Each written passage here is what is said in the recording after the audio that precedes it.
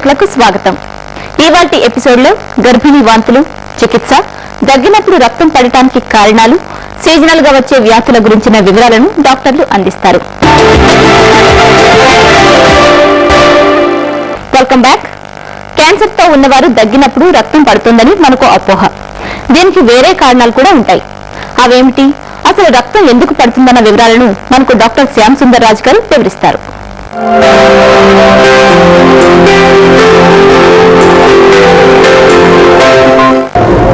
దగ్గులో రక్తం పడటం అనేది శ్వాసకోశ వ్యాధులకు సంబంధించిన ఒక సీరియస్ లక్షణం. ఎవరికైనా దగ్గులో కొద్దిగా లేక చాలా ఎక్కువగానో దగ్గులో రక్తం పడినట్లయితే అదొక సీరియస్ వ్యాధిగా మనం పరిగణించాలి. మనం సినిమాల్లో చూసినట్లు దగ్గులో రక్తం వచ్చిన తర్వాత వాళ్ళకి క్యాన్సర్ వ్యాధి ఉంది అని నిర్ధారించడం జరుగుతుంటుంది. అయితే అలాంటి సీరియస్ జబ్బు ఈ దగ్గులో రక్తం రావడం అనేది క్యాన్సర్ ఒకటే కాకుండా అలాంటి వ్యాధులు ఇంకా ఎన్నో రకాలుగా ఉన్నాయి. కొన్ని బినైన్ కండిషన్స్ ఉండొచ్చు, కొన్ని సీరియస్ కాని ప్రాబ్లమ్స్ కూడా ఉండొచ్చు. అయితే దగ్గులో రక్తం పడటం అనేది మాత్రం అది కొద్ది అమౌంట్ అయినా కూడాను, లేదా లీటర్ కానీ అర లీటర్ కానీ పడినా కూడా అదొక తీవ్రమైన పరిణామం కిందనే మనం పరిగణించాలి.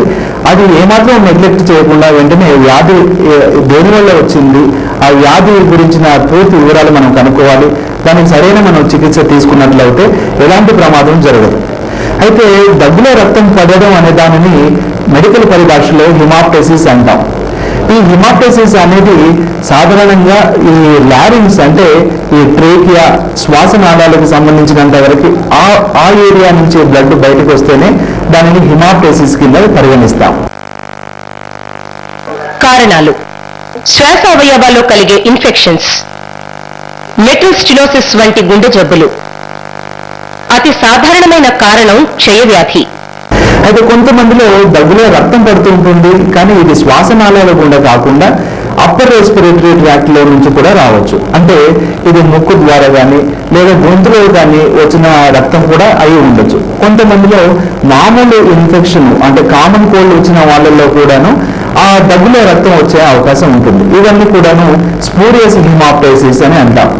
కొంతమంది పేషెంట్స్ లో బ్లడ్ ప్రెషర్ బాగా ఎక్కువైనప్పుడు కూడాను నరాల్లో కొన్ని చిట్లి వాటి వల్ల ఈ దగ్గులో రక్తం వచ్చే ప్రమాదం కూడా ఉంది. అయితే ఇలాంటి బ్లడ్ ప్రెషరు, అప్పర్ రెస్పిరేటరీ ఇన్ఫెక్షన్సే కాకుండా శ్వాసనాళాలకు సంబంధించిన అనేక రకాల వ్యాధుల్లో ఇలాంటి బ్లడ్ వచ్చే అవకాశం ఉంటుంది. ఎయిడ్స్ పేషెంట్లలో న్యూమోనియా వల్ల కూడా రక్తం పడుతుంది. ప్రమాదాలలో ఛాతికి దెబ్బ తగిలినప్పుడు. లుకేమియా, హిమోఫిలియా వంటి రక్త సంబంధ వ్యాధులు. అయితే ముఖ్యంగా ఈ కామన్ కోల్డ్ వచ్చిన వాళ్ళల్లో ట్రేకియో బ్రాంకైటిస్ అంటే ఈ లారింగ్స్ కింద ట్రేకియా ఈ శ్వాసనాళాలకు వెళ్లే మార్గం అన్నమాట. ఈ ట్యూబ్ లో మాత్రం ఇన్ఫెక్షన్ వచ్చినట్లయితే అది వైరల్ ఇన్ఫెక్షన్ కానీ బ్యాక్టీరియల్ ఇన్ఫెక్షన్ కానీ ఆ ఇన్ఫెక్షన్ వచ్చినప్పుడు అక్కడంతా కూడా ఇన్ఫ్లమేషన్ రావడం, రక్త కణాలు అక్కడ చేరిపోవడం, దగ్గినప్పుడు దగ్గు కఫంలో పాటుగా ఎరుపుగా కనిపించడం జరుగుతూ ఉంటుంది. అయితే కొద్ది మందిలో కొద్ది మాత్రం జీరలాగా కనిపిస్తుండే ఈ ఎరుపు రంగు రక్త కణాలు రావడం మూలనే జరుగుతూ ఉంటుంది, కానీ నిజానికి పూర్తిగా రక్తమే లీక్ అవడం కాకపోవచ్చు. లక్షణాలు: విపరీతమైన దగ్గు రావడం, వాంతులు వికారంగా ఉండటం, రక్తం గడ్డలు కట్టినట్లు వస్తుండడం, రక్తం ముదురు ఎరుపు రంగులో ఉండడం. అయితే మరికొంతమందిలో మాత్రం ఒక్కోసారి ఈ ట్రేకియో బ్రాంకిల్ ట్రీలో ఉండే సున్నితమైన మ్యూకస్ మెంబ్రేన్ బాగా చిట్లి రక్తనాళాలు కూడా బాగా ఎక్స్పోజ్ అయిపోయి దాని ద్వారా అక్కడి నుంచి రక్తం ఎక్కువగా లీక్ అయ్యే అవకాశం కూడా ఉంటుంది. అయితే ఈ శ్వాసనాళాల్లో ఉండే ఇంకా కొన్ని ప్రాబ్లమ్స్ అంటే ఇన్ఫెక్షన్సే కాకుండా మ్యాలిగ్నెన్సీస్ అనేవి కూడా ఉంటాయి. అంటే ఇవి క్యాన్సర్కి సంబంధించిన వ్యాధులు కూడా అయ్యే అవకాశం ఉంటుంది. కొంతమందిలో ఈ మామూలు ట్యూమర్స్ కూడాను, ట్యూమర్స్ లో ఈ రెండు రకాలుగా ఉంటాయి. ఒకటి క్యాన్సర్ సంబంధించిన ట్యూమర్స్, కొన్ని క్యాన్సర్ సంబంధించిన ట్యూమర్స్ కూడా ఉంటాయి.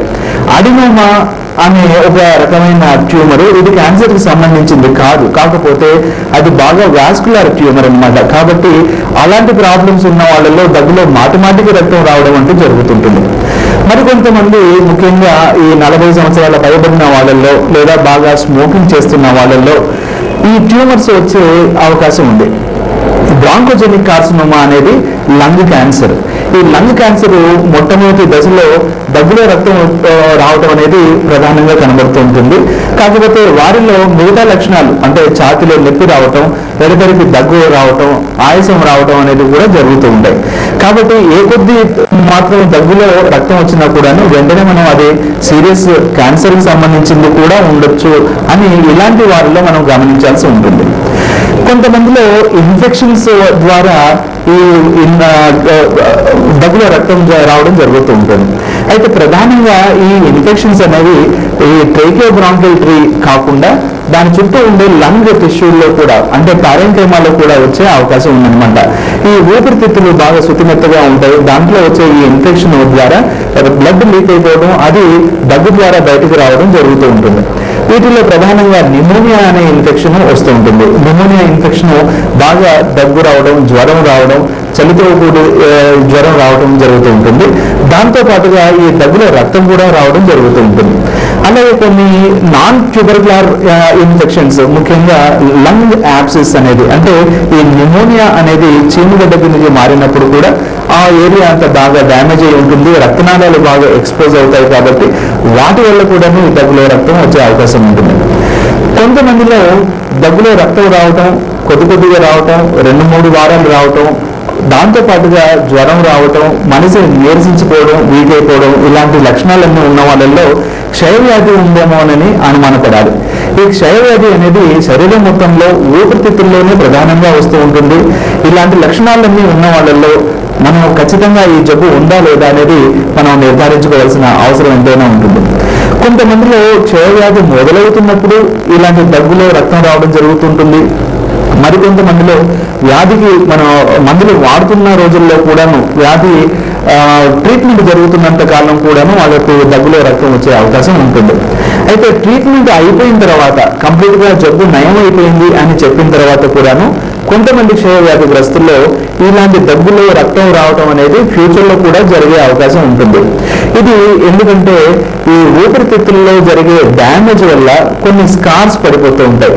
ముఖ్యంగా బ్రాంకిఎక్టేసిస్ అని, ఫైబ్రో బ్రాంకిఎక్టేసిస్ అని, అలాగే శ్వాసనాళాలు బాగా వెడల్పుగా మారిపోవడం, వాటిలో ఇన్ఫెక్షన్స్, మామూలు ఇన్ఫెక్షన్స్ రావడం తరచుగా జరుగుతుంటుంది.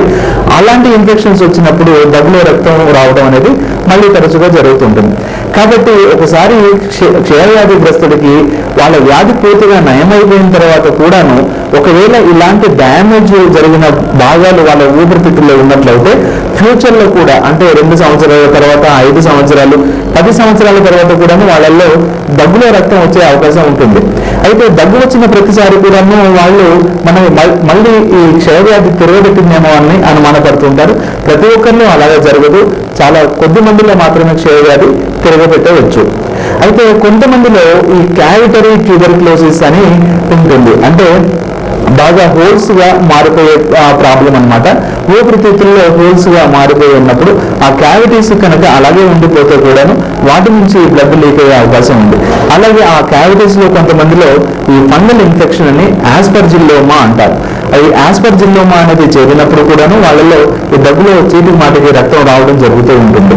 శ్వాసకోశాల చుట్టూ ఉండే ఈ పొరలతో పాటు శ్వాసకోశాల్లో ఉండే రక్తనాళాల్లో ఉండే కొన్ని జబ్బుల్లో కూడాను దగ్గులో రక్తం వచ్చే అవకాశం ఉంటుంది. ముఖ్యంగా ఈ పల్మనరీ ఎంబాలిజం అంటే రక్తపు గడ్డలు ఈ ఊపిరితిత్తుల్లో ఉండే రక్తనాళాలను అడ్డుకున్నప్పుడు జరిగే ప్రక్రియ అన్నమాట. అయితే ఆ రక్త ప్రసరణ ఆ ఏరియాలో జరిగినప్పుడు అదంతా కూడా ఇన్ఫాక్టెడ్ ఏరియాగా మారుతుంటుంది. అంటే రక్తం ఆ ఏరియాలో సరఫరా జరగదు.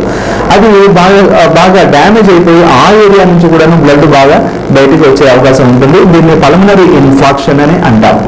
అలాగే మరికొంతమందిలో ఇంజురీస్ అంటే ఛాతీకి దెబ్బలు తగిలినప్పుడు కూడాను దగ్గులో రక్తం వచ్చే అవకాశం ఉంటుంది. కొంతమందిలో హెడ్ ఇంజురీస్ జరిగినప్పుడు ఆ ముఖానికి జరిగే ఇంజురీస్ వల్ల బ్లడ్ లీక్ అయిపోయి గొంతులోకి వెళ్ళి మళ్ళీ అది దగ్గు రూపాన్ని బయటికి రావచ్చు. అలాగే కొంతమందిలో ఛాతీకి బాగా దెబ్బలు తగిలినప్పుడు ఈ ట్రేకియోబ్రాంకియల్ ట్రీ అనేది టేర్స్ వచ్చినప్పుడు బాగా చిట్టినప్పుడు ఆ రక్తనాళాల ద్వారా మళ్ళీ దగ్గులో రక్తం వచ్చే అవకాశం ఉంటుంది. కొంతమంది ఈ రక్తపు గడ్డలు కరిగించడానికి వాడే మందులు యాంటీకోయాగులెంట్స్ వాడుతూ ఉంటారు. హిపారిన్ కానీ లేదా ఈ వార్ఫారిన్ అనే మందులు టాబ్లెట్లు ఇవి వాడుతూ ఉన్నట్లయితే కూడాను రక్తం గడ్డ కట్టకపోయే అవకాశాలు ఉంటాయి. అంతేకాకుండా ఏ కొద్దిగా రక్తనాళం చిట్లినా కూడాను దాని నుంచి రక్తం బయటకు వచ్చే అవకాశం ఉంటుంది. సో ఇలాగ యాంటీకోయాగులెంట్స్ వాడుతున్న వాళ్ళల్లో కూడాను హిమాప్టైసిస్ వచ్చే అవకాశం ఉంది. అలాగే కొన్ని రక్తంలో ఉండే మార్పుల వల్ల, కొన్ని రక్తంలోని జబ్బుల వల్ల కూడాను ఇలాగ దగ్గులో రక్తం వచ్చే అవకాశం ఉంది. బ్లీడింగ్ టైం కానీ, క్లాటింగ్ టైం కానీ, క్లాటింగ్ డిజార్డర్స్ కానీ ఇలాగ ఉన్న వాళ్ళల్లో కూడాను, హిమోఫిలియా అనే జబ్బు ఉండే వాళ్ళల్లో కూడాను దగ్గులో రక్తం వచ్చే అవకాశం ఉంది. మనం ఊపిరి పీలుస్తూ ఉన్నప్పుడు ఈ ఊపిరి అంతా కూడాను శ్వాసనాళాల గుండా, ఊపిరితిత్తుల గుండా శరీరంలోకి వెళ్తుంటుంది. అయితే ఈ శ్వాసనాళాల ఉండే కెపాసిటీ కనీసం 150 ml. అంటే ఈ 150 mlలో ఈ దగ్గులో రక్తం వచ్చి ఆ రక్తం అక్కడే చేరిపోయినట్లయితే ఈ శ్వాస నాళాల నిండా పూర్తిగా రక్తం చేరుకొని ఊపిరి సరిగ్గా ఆడకుండా ఉంటుంది. అలాంటిది బాగా ప్రమాదకరమైన పరిస్థితి. మనిషికి ఆక్సిజన్ సరఫరా బాగా అవసరం కాబట్టి అలాంటి ఆక్సిజన్ సరఫరా కనుక ఈ ఊపిరితిత్తుల్లో రక్తం చేరుకున్నట్లయితే జరగదు. కాబట్టి అది ఒక డేంజర్ పరిస్థితిగా గమనించాలి.